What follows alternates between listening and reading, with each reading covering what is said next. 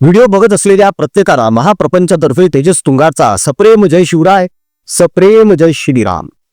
मित्रांनो, मध्ये उत्तर प्रदेशमध्ये कावड यात्रा निघालेली होती. मात्र या कावड यात्रेच्या दरम्यान काय झालं, ज्या रूटवरून ती यात्रा जाणार होती इथे भाविकांनी येण्या अगोदरच काही जणांनी रस्त्यामध्ये हजारो खिळे टाकून ठेवले होते. आता हे कावड यात्रा जे घेऊन जातात, कावड जे घेऊन जातात ते कनवाडी नसतात, चपला घालत नाहीत बिचारे, का तर त्यांचा भक्तिभाव आहे.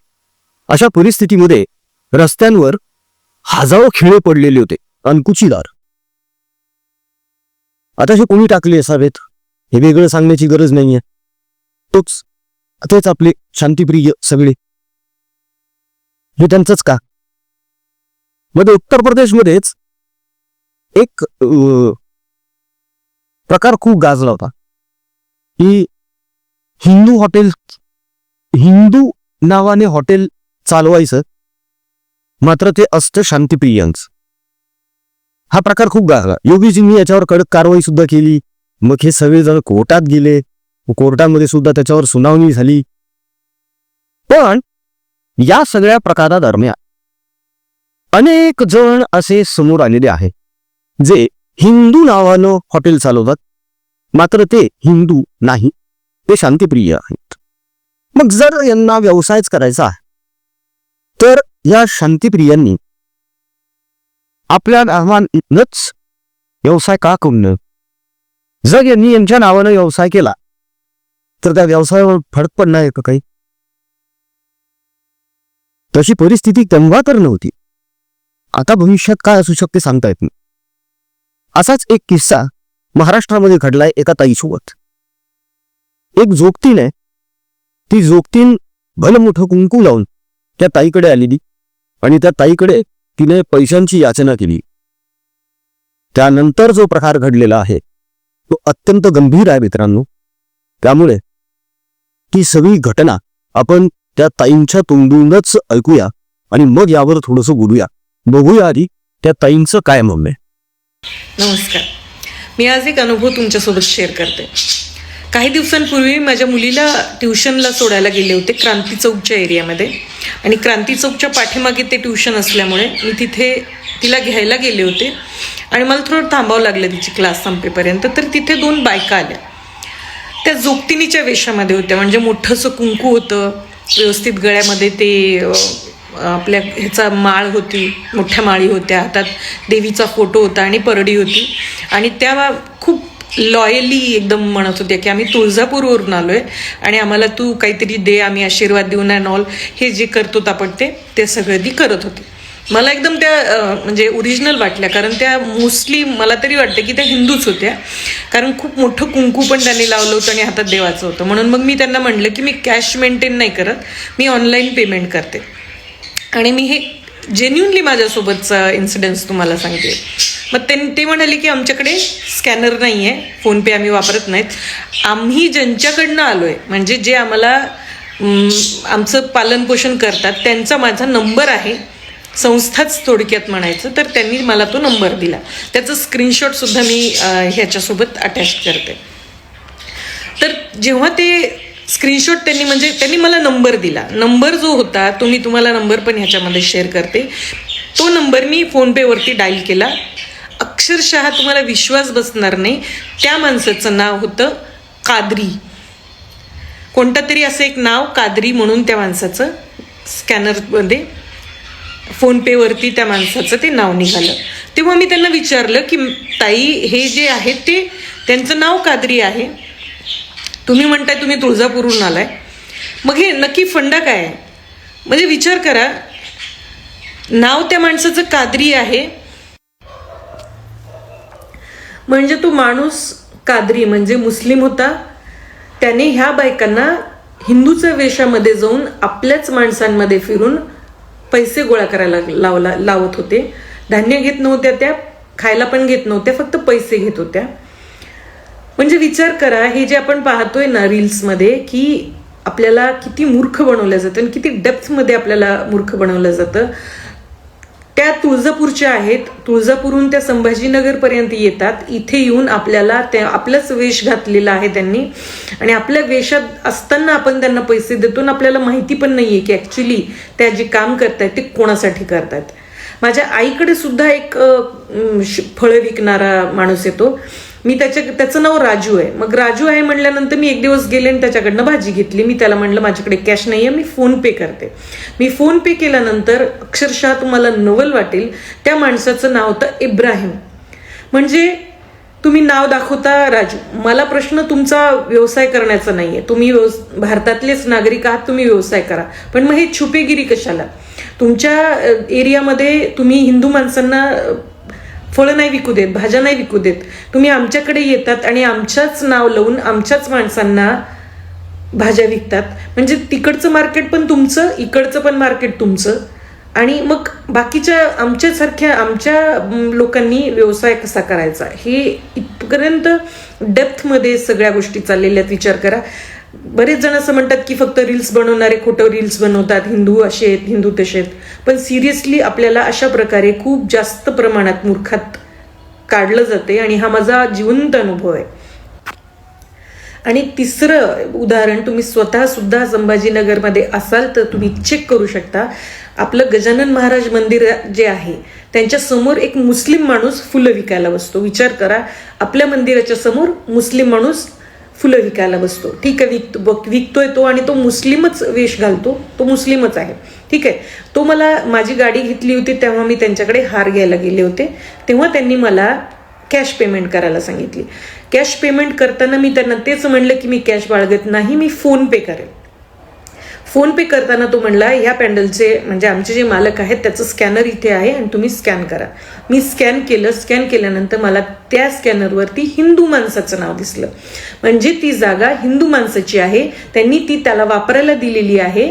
आणि तो म्हणला असेल की स्कॅन करून पैसे माझ्याकडे पाठवा, पण ते लोक कॅश घेतात आणि ती कॅश स्वतःकडे बाळगतात. इतकी मोठी तफावत आहे. इतक्या मोठ्या प्रमाणात ही लोक आपल्याला मूर्ख बनवून आपल्याकडनं खूप जास्त प्रमाणात आपलं फायनान्स एकदा त्यांच्या हातात गेलं की या सगळ्या गोष्टी आपल्याला खूप अवघड जाणार आहेत. आणि हे सत्य आहे. हे माझे स्वतःचे 3 अनुभव आहेत आणि हे खूप वाईट आहेत. त्यामुळे तुम्ही ज्यांच्यासोबत व्यवहार करत आहात तो कोणासोबत करतात, कोणाला करत आहात, कसा करत आहात याचा प्लीज विचार करा. कारण खरंच हिंदूंना या गोष्टीचा विचार पडला पाहिजे. बघितलं, उत्तर प्रदेशमध्ये जसा प्रकार घडला तसाच काहीसा प्रकार महाराष्ट्रात सुद्धा घडतोय. हे लोक हिंदू नाव धारण करू लागले, हिंदूंचा वेश करू लागले आणि मग हिंदूंकडूनच भिका मागू लागले, पैसे घेऊ लागले, व्यवसाय व्यापार हिंदूंच्या नावानं करू लागले. असाच एक किस्सा माझ्या बाबतीत सुद्धा घडलेला. मुलांना पाणीपुरी खायची होती. लहान लहान मुलं माझी. बाहेर फिरायला गेलो होतो. एका गाडीवर जाऊन थांबलो. गुरुप्रसाद पाणीपुरी असं त्या गाड्याचं नाव होतं. म्हटलं चला इथे खाऊन घेऊया. पण त्या गाडीवर गेलो तेव्हा थोडीशी शंका आली, हा आपला नाही. मग सहज मोबाईल काढला आणि त्याला सांगितलं की मी आधी तुला पैसे ट्रान्सफर करतो आणि मग तू आम्हाला खाऊ घाल बाबा, कारण खाल्ल्यानंतर जर पैसे ट्रान्सफर झाले नाहीत तर प्रॉब्लेम होईल ना. असा एक बहाणा केला, असं कारण त्याला दिलं. मोबाईल काढला आणि त्याचा QR कोड बी जीपे फोनपे वरून स्कॅन केला. पाणीपुरीच्या गाळ्याचं नाव काय? गुरुप्रसाद पाणीपुरी सेंटर. QR कोडवर नाव काय? जमील शेख. तुम्हाला व्यवसाय करायचा आहे ना, तुम्ही तुमच्या नावानं करा ना. कशाला पाहिजे गुरुप्रसाद तुम्हाला? जमील शेख पाणीपुरी सेंटर बिघडलं असतं, काय बिघडलं असतं? कळायला मार्ग नाहीये. आणि हे असे प्रकार सर्रास चालू आहेत, सर्रास. त्यामुळे आपल्याला सतर्क राहणं खूप गरजेचं आहे सध्याच्या परिस्थितीमध्ये. या अगोदरच्या अनेक व्हिडिओजमध्ये लव्ह जिहादची प्रकरणं कशी होतात यावर सुद्धा आम्ही बोललेलो आहोत. मात्र अनेक जण तरीही सावध होत नाहीयेत, सतर्क राहत नाहीयेत आणि मग त्यांचंच नुकसान व्हायला लागले. एक प्रकार आणखी कानावर आलेला आहे. जे हिंदू या शांतिप्रियांच्या हॉटेलमध्ये जेवायला जातात ना, त्यांच्या जेवणामध्ये हे एक असं औषध मिसळतात ज्यामुळे हिंदू पुरुषांची किंवा स्त्रियांची प्रजनन क्षमता कमी होईल. विचार करा तुम्ही, जिथे एका घरामध्ये 4-4 लेकरं असायचे तिथं आता 1-2 असे हिंदूंच्या घरामध्ये. आणि त्यांचे बघा 3-3 बायका, 4-4 बायका, 12-12 लेकरं, दचनावारीच आहे सगळं. अनेक जण म्हणतील की तुम्ही हा जो प्रकार सांगितला यावर आमचा विश्वास बसत नाही, मात्र हे सत्य आहे. असे अनेक हॉटेल्स आहेत जिथे हे असले प्रकार सर्रास चालू आहेत. जाणून बुजून हिंदूंच्या थाळीमध्ये, त्यांच्या अन्नामध्ये असे काही पदार्थ टाकले जातात ज्यामुळे त्याचा थेट परिणाम आरोग्यावर होतो, प्रजनन क्षमतेवर होतो, पौरुषत्वावर होतो आणि मग त्याचे दुष्परिणाम भविष्यामध्ये दिसायला लागतात. आपल्या लक्षातही येत नाही. बरं, ते खाल्ल्यानंतरही आपल्याला कळत नाही की याच्यात काही असू शकतं म्हणून. असे अनेक प्रकार आहेत, अनेक. मुंबईमध्ये असाच एक प्रकार घडला होता मित्रांनो, मध्यंतरी लुटण्याचा प्रकार होता. काय तर कुठली तरी एक चिठ्ठी, त्या चिठ्ठीवर कुठला तरी पत्ता लिहिलेला आहे आणि तो पत्ता घेऊन एक माणूस हिंडतोय, अनेकांना भेटतोय. ती चिठ्ठी देतो, म्हणतो हे वाचा आणि मला सांगा कुठे आहे. समोरचा माणूस ते वाचायला लागला की त्याला गुंगी यायला सुरुवात होते. ही वस्तुस्थिती सांगतोय हा मी, ही परिस्थिती सांगतोय, या सत्य घटना सांगतोय सगळ्या. तेव्हा सतर्क राहा, सावध राहा, एवढंच कळकळीचं आवाहन आहे. कारण आपली रक्षा आता आपणच करायला पाहिजे, त्याशिवाय आता पर्याय उरलेला नाहीये. आपण जर सतर्क राहिलो नाही, सावध राहिलो नाही, काळ दाराशी येऊन ठेपलेला आहे. गाजवाई यांचे प्रयत्न जोरदार चालू आहे. हे आणखी वाढू द्यायचे का आपण सतर्क आणि सावध राहून आपल्याच या देशाचं, राज्याचं, शहरांचं रक्षण करायचं हे आपण ठरवलं पाहिजे. त्याचं कारण आपल्याकडचे काही राजकारणी हे यांच्या उलचणीला बांधले गेलेले आहे. उद्धव ठाकरे हे त्यातलं एक नवीन नाव. आदित्य ठाकरे आणि वरुण सरदेसाई बेहरामपाड्यातल्या बांगलादेशी रोहिंग्यांच्या झोपडपट्ट्या जेव्हा उद्ध्वस्त करायला बुलडोजर गेले होते तेव्हा असे आडवे गेले होते त्या बुलडोजरच्या समोर. यांनी नाही बांधू दिल्या त्या, कारण याची वोट बँक किती. आता हे यांच्या वोट बँकसाठी काहीही करू शकतात, काहीही. अगदी आत्ताच्या महानगरपालिका निवडणुकांचंच घ्या ना उदाहरण. असे अनेक वॉर्ड जिथून यांनी शांतिप्रिय समाजाचे उमेदवार उभे केले ठाकरेंनी. समीना शेख का काहीतरी एक लेडीज आहे, ती पण निवडून आलेली आहे. मित्रांनो, धोके ओळखाय सगळे. हे राजकारणी मतांसाठी कुठल्याही थराला जाऊ शकतात, त्याच्यामुळे यांच्याकडून कसलीही अपेक्षा ठेवू नका. तुम्ही स्वतःहून सावध राहा, तुम्ही स्वतःहून सतर्क राहा, हेच सध्या श्रेयस्कर आहे. आणि हा अत्यंत महत्वाचा विषय तुमच्यासमोर प्रकर्षाने मांडायचा होता, म्हणून आजचा हा व्हिडिओ प्रपंच करण्यात आलेला आहे. कसा वाटला कमेंटमधून आम्हाला नक्की कळवा. आमचा कमेंट बॉक्स तुमच्या प्रतिक्रियांसाठी आतुरतेने वाट बघतोय, तेव्हा पटापट कमेंट्स करायला सुरुवात करा. जाता जाता कळकळीचे आवाहन, छत्रपती संभाजीनगर येथील जे कॅन्सर हॉस्पिटल आहे तिथले जे हालाकीच्या परिस्थितीमधले कर्करोग रुग्ण जे आहे, जे निकषामध्ये बसत नाहीयेत म्हणून त्यांच्यावर उपचार थांबवण्यात आले आणि त्यांचे हालाकीच्या परिस्थितीत असलेले नातेवाईक यांच्याकडे खायला पैसे नाहीये, यांची आपण सातत्याने सेवा करत आलेलो आहोत, भविष्यातही करायची आहे. आता कडाक्याच्या थंडीमध्ये त्यांच्यासाठी शॉल, रग, स्वेटर्स अशा काही वस्तू सुद्धा आपण पुरवायला सुरुवात करत आहोत. तेव्हा त्यांच्यासाठी, त्यांच्या 2 वेळच्या जेवणासाठी, आपल्या हालाकीच्या परिस्थितीत असलेल्या शेतकऱ्यांसाठी आणि त्याच्या लेकरांच्या शिक्षणासाठी पुढे येणं खूप गरजेचं आहे मित्रांनो. म्हणूनच कळकळीचं आवाहन आहे, या सत्कर्मामध्ये प्रभू श्रीरामाचं नाव घेऊन ज्याला ज्याला जे जे योगदान सन्मान निधी आणि सहकार्य निधी म्हणून पाठवावं असं वाटतंय, दिल्या गेलेल्या जीपे फोनपे क्रमांकावर अवश्य पाठवा.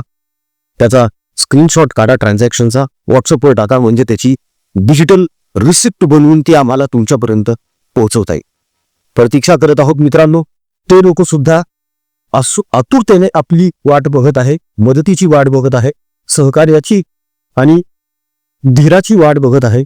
तेव्हा मन मोठं करा आणि पुढे या, हेच कळकळीचं आवाहन. पुन्हा भेटूया पुढच्या व्हिडिओमध्ये. जय हिंद, जय महाराष्ट्र, वंदे मातरम, जय शिवराय, जय शंभूराजे, जय भवानी, जय जगदंब, भारत माता की जय. जय श्रीराम. रघुपति राघव राजा राम, पतित पावन सीताराम. रघुपति राघव राजा राम, पतित पावन सीताराम. रघुपति राघव राजा राम, पतित पावन सीताराम. सुंदर विग्रह मेघ श्याम, गंगा तुलसी शालिग्राम. सुंदर विग्रह मेघ श्याम, गंगा तुलसी शालिग्राम.